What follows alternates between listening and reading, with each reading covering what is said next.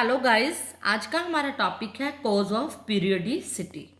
पिछली वीडियो में हमने बेसिक बातों के बारे में पढ़ा था पीरियडिक टेबल की, कि पीरियड्स और ग्रुप्स क्या होते हैं, पीरियडिक टेबल को क्यों डिवाइड किया गया।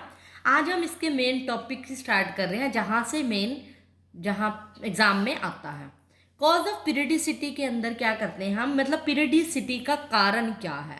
फिर उसके अंदर हम पढ़ेंगे किस किस के अंदर पीरियडिसिटी आता है, अलग अलग उसके अंदर भी टॉपिक आएंगे। पहले हम सिर्फ एक पॉइंट पढ़ रहे हैं कि पीरियडिसिटी का कारण ही क्यों है।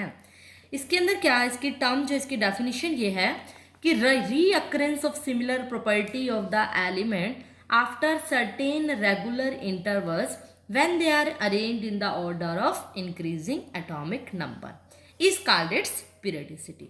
पीरियडिसिटी का मतलब होता है कि जब हम पीरियडिक टेबल में क्या करते हैं, एटॉमिक नंबर वाइज, बढ़ते हुए एटॉमिक नंबर वाइज एलिमेंट्स को रखते हैं। ये बात मैं आपको बता चुकी हूँ कि उसके अंदर क्या होता है, रीअकरेंस का मतलब होता है रिपीटेशन। हर सेम प्रॉपर्टीज जो होती है किसी एलिमेंट्स की, मान लो कुछ एलिमेंट्स ऐसे हैं, 5-6 एलिमेंट ऐसे हैं जिनकी प्रॉपर्टी मैच होती है, सेम होती है आफ्टर सर्टेन रेगुलर इंटरवल। एक रेगुलर इंटरवल, एक फिक्स टाइम के बाद उनकी प्रॉपर्टी रिपीट होना शुरू हो जाती है, इसीलिए उनको पीरियड या ग्रुप वाइज रखा जाता है। और इसी ट्रेंड को हम बोलते हैं पीरियडिसिटी। मतलब इसका मतलब कुल मिला के इसका कंक्लूजन ये है कि पीरियडिक टेबल का मतलब क्या है, पीरियडिक टेबल क्यों बनाई गई, कारण क्या था पीरियडिसिटी का, कि कुछ एलिमेंट्स की प्रॉपर्टी सेम होती है, इसीलिए 118 एलिमेंट्स की हमें एक एक करके स्टडी ना करनी पड़े, उनकी स्टडी एक साथ 8 की इकट्ठी हो जाए, 10 की इकट्ठी हो जाए एलिमेंट्स की, इसलिए उनको ग्रुप या पीरियड वाइज रखा जाता है। उन वाइज क्या होती है, पीरियड वाइज उनकी प्रॉपर्टी सेम होती है। अब बात यह है कि कौन सी प्रॉपर्टीज का ट्रेंड सेम होता है वो हमने पढ़ना है। हमारे सिलेबस में 4 प्रॉपर्टीज है +1 में, कि पीरियड वाइड उनकी प्रॉपर्टी कैसे है। एक्सेप्शन भी ऐसे जरूरी नहीं है कि सारी ग्रुप ऊपर से नीचे लेके जो एलिमेंट होंगे उनकी प्रॉपर्टी सेम होएगी, या लेफ्ट टू राइट पीरियड में चलेंगे सेम आएंगे। एक्सेप्शंस हैं, वो मैं रीज़न बताऊंगी क्यों है, बट ज़्यादातर जो प्रॉपर्टीज़ हैं वो सेम होती हैं। पहली प्रॉपर्टी जो हम पढ़ेंगे, periodic trend in property of element. किन किन का पीरियडिक ट्रेंड पढ़ना हमने, पहला एटॉमिक रेडियस। आज मैं आपको ट्रेंड नहीं बताऊंगी, सिर्फ आपको कुछ डेफिनेशन समझाऊंगी। पहले वो डेफिनेशन माइंड में रखोगे, फिर मैं ट्रेंड्स अगले लेक्चर में बताऊंगी। एटॉमिक रेडियस क्या होता है, पहले ये नई टर्म है आपके लिए। इसकी डेफिनेशन होगी distance from the centre of the nucleus to the outer most shell of electrons. Means अगर कोई एटम है, हमें पता है स्फेरिकल शेप में एटम है, 9th क्लास से हम ये बात पढ़ते आ रहे हैं, और उस एटम के सेंटर में न्यूक्लियस होता है। कहते हैं कि सेंटर ऑफ द न्यूक्लियस के सेंटर से आउटर मोस्ट शेल मतलब ये जहाँ पे इलेक्ट्रॉन रिवॉल्व करते हैं, यहाँ तक का जो डिस्टेंस होता है वो क्या होता है, एटॉमिक रेडियस। जैसे सर्कल का, मैथ्स के अकॉर्डिंग सर्कल का रेडियस सेंटर से यहाँ तक का डिस्टेंस होता है, इसी तरह एटम का जो रेडियस होता है वो न्यूक्लियस, हमारे सेंटर में क्या होता है, एटम के न्यूक्लियस होता है ना, न्यूक्लियस से लेके आउटर मोस्ट शेल, इसको हम आउटर मोस्ट शेल बोलते हैं ना, यहाँ पर केमिस्ट्री की लैंग्वेज है, इस लैंग्वेज में इसको बोलते हैं outer most shell of electrons. Means nucleus से आउटर मोस्ट शेल का जो डिस्टेंस है वो क्या होगा, एटॉमिक रेडियस। तो आज के बाद मैं ये वर्ड यूज करूंगी तो आप ऑटोमेटिक समझ जाओगे रेडियस कौन सा, एटॉमिक रेडियस, एटम का रेडियस। एक अगली जो टर्म है वो हम यूज करेंगे कोवलेंट रेडियस। 3-4 तरह के रेडियस बताऊंगी आज मैं, पहले सिर्फ अगले लेक्चर में इसके ट्रेंड बताऊंगी। कोवलेंट रेडियस कौन सा होगा, नाम से पता चल रहा है, कोवलेंट जो रेडियस कोवलेंट बॉन्ड बनाएगा। अब कोवलेंट बॉन्ड आपने पढ़ा था 10th क्लास में, आयनिक और कोवलेंट बॉन्ड के बारे में बहुत डिटेल में पढ़ा हुआ है। जब इलेक्ट्रॉन डॉट स्ट्रक्चर पढ़े थे तो पढ़े थे ना कि कोवलेंट बॉन्ड नॉन मेटल्स के अंदर बनता है मेनली।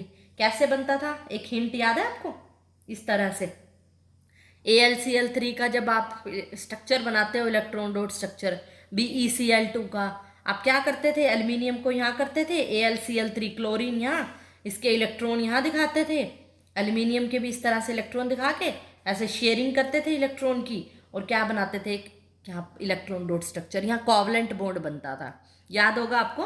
तो कोवलेंट बॉन्ड कैसा होगा, जो कोवलेंट बॉन्ड बनाएगा वही कोवलेंट रेडियस शो करेगा। अब नॉन मेटल्स हमें पता है कोवलेंट बॉन्ड बनाते हैं और इस तरह के होते हैं, मतलब इसके अंदर मेन पॉइंट क्या होता है, शेयरिंग ऑफ इलेक्ट्रॉन, इलेक्ट्रॉन की शेयरिंग होती है। तो एटम के अंदर भी, एटम की शेप क्या है, स्फेरिकल। अब मान लो एक एटम ये है, दूसरा एटम ये है। अब ये पॉइंट मैं क्यों शो कर रही हूँ, इसका मतलब इलेक्ट्रॉन क्या हो रहे हैं, शेयर हो रहे हैं, और शेयरिंग ऑफ इलेक्ट्रॉन से क्या बनता है, कोवलेंट बॉन्ड। यहाँ पे मैं यही बताना चाह रही हूँ कि ये एक एटम है, ये दूसरा एटम है, जब वो शेयर करेंगे तो कोवलेंट बॉन्ड बनाएंगे। तो एटम के स्ट्रक्चर की फॉर्म में कोवलेंट बॉन्ड ऐसे बनेगा।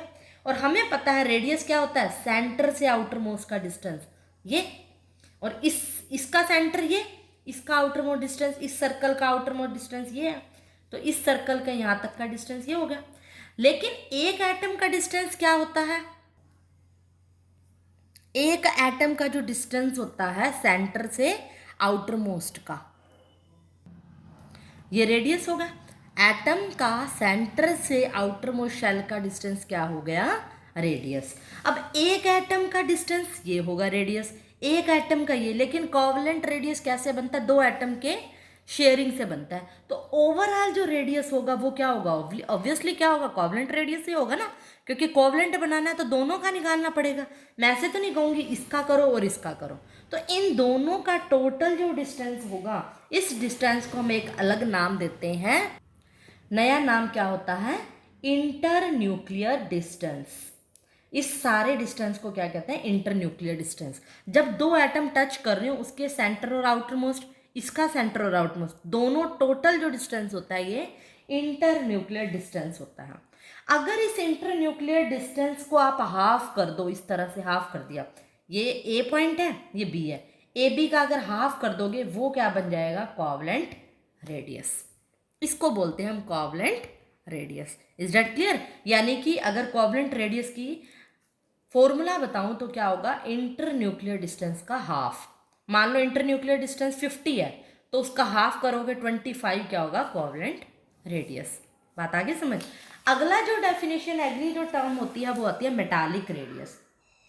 ये भी नाम से ही पता चल रही है, मेटालिक से मतलब मेटल से, जो मेटल और मेटल के बीच में बॉन्ड बनेगा उनके बीच का जो रेडियस। अब हमें पता है मेटल और मेटल बॉन्ड कैसे बनाते हैं, शेयरिंग तो करते नहीं, कोवलेंट बॉन्ड तो बनाते नहीं। मेटल और मेटल का आपस में इस तरह से स्ट्रक्चर होता है, आपस में टचिंग होती है, मतलब जो जो दो एटम ऐसे टच कर रहे होते हैं, इनका जो बॉन्ड इस तरह का बनता होता है, मेटल और मेटल की। अब इसके बीच का देखो रेडियस, यहाँ से यहाँ तक, इसका रेडियस यहाँ से यहाँ तक, टोटल डिस्टेंस को हम क्या बोलते हैं, अभी बताया, इंटर न्यूक्लियर डिस्टेंस। तो इंटर न्यूक्लियर डिस्टेंस का हाफ कर दोगे, ये हाफ होगा। इंटर न्यूक्लियर डिस्टेंस को हाफ करोगे तो क्या बनेगा, metallic radius. Clear. Covalent bond मतलब फर्क क्या है, कोवलेंट में अंदर शेयर कर रहा होगा इलेक्ट्रॉन, यहाँ पे सिर्फ टच कर रहा होगा। अब थोड़ा सा दिमाग लगाओ, अगर ये पूछे कोवलेंट रेडियस और मेटालिक रेडियस में कौन बड़ा होगा, आपको कौन लग रहा है, स्ट्रक्चर से थोड़ा सा सोचो क्या होगा। देखो यहाँ से यहाँ तक का डिस्टेंस है और उसका हाफ है, इसमें भी यहाँ से यहाँ तक का हाफ है। अब ये क्या इसके अंदर हो गया, मर्ज हो गया। देखो इसको थोड़ा अच्छे से समझो,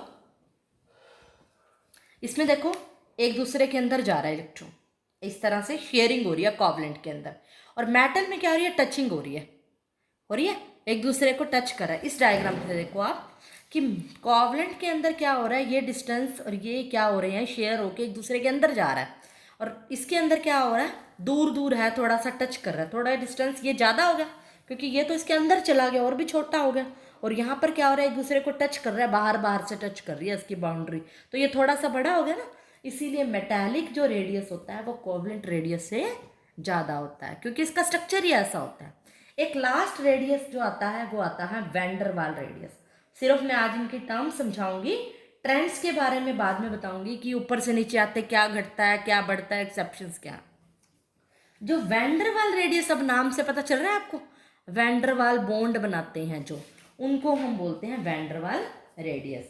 ये बनता कैसे है पहले ये समझो। ये बनता है जब कोई नॉन मेटल्स आपस में बॉन्ड बना रहे हैं, नॉन मेटल यानी कोवलेंट बॉन्ड बन रहा है। पहले ये कैसा था, कोवलेंट बॉन्ड था ना, सबसे पहले जो मैंने बताया था कोवलेंट बॉन्ड, ये ऐसा ऐसा बॉन्ड, दो कोवलेंट बॉन्ड है।